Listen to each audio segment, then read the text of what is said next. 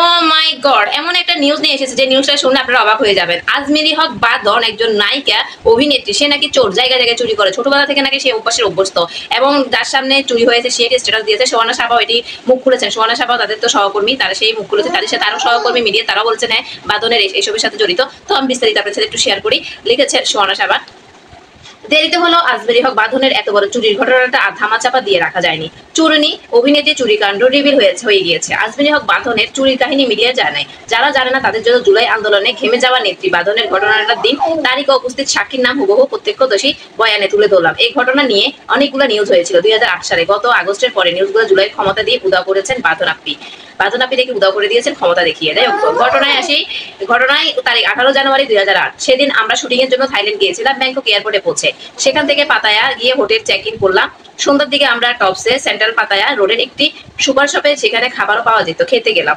সেখানে গিয়ে দেখি প্রয়াত পরিচালক মোহন খান, পরিচালক এম শাখাওয়াত হোসেন, লুৎফুর রহমান জর্জ, শাহিদ শরীফ খান সহ অনেকের মন খারাপ করে দাঁড়িয়ে নিজেদের মধ্যে কথা বলছেন। তখনই প্রথম জানতে পারি আজ সকালে চুরুনি বাঁধন ব্যাংকক এয়ারপোর্টে চুরি করতে গিয়ে ধরা পড়েছেন। তো চোরাপা বাঁধন মোহন খানের নাটকে অভিনয়ের জন্য পাতায়া গিয়েছিলেন। যেহেতু তিনি মোহন ভাইয়ের ইউনিটের সদস্য ছিলেন, তাই তার টেনশন ছিল বেশি। বারবার বাংলাদেশ থেকে ফোন এসেছিল তার মোবাইলে, চেন্নাই থেকেও ফোন আসছিল। মোহন ভাই সবাইকে ফোনে বোঝানোর চেষ্টা করেছিল যে, এবং পরিস্থিতি সামাল দিচ্ছিলেন। এদিকে ব্যাংকক এয়ারপোর্টে ধরা পড়া আজমেরি হক বাঁধন মালামাল সহ আটকে রাখা হয়েছিল বাঁধনকে। তাকে ছাড়ানোর জন্য চেন্নাই অপ্রাণ চেষ্টা চালায়। শোনা যায় প্রায় 25 লাখ টাকার মতো সমপরিমাণ বাদ জরিমানা দিয়ে চূর্ণীকে ছাড়া হয়। তিনি পাতায়া ফিরে আসেন এবং 3-4 দিন পর ঢাকায় ফিরে যান। এই ঘটনার প্রত্যক্ষদর্শী ছিলেন পরিচালক রাজিবুল ইসলাম রাজীব, পরিচালক এম শাখাওয়াত হোসেন, ক্যামেরাম্যান রায়হান খান, লুৎফুর রহমান জজ, শাহিদ শরীফ খান। শাহিদ শরীফ খান ছিলেন দীপা খন্দকারের হাজবেন্ড।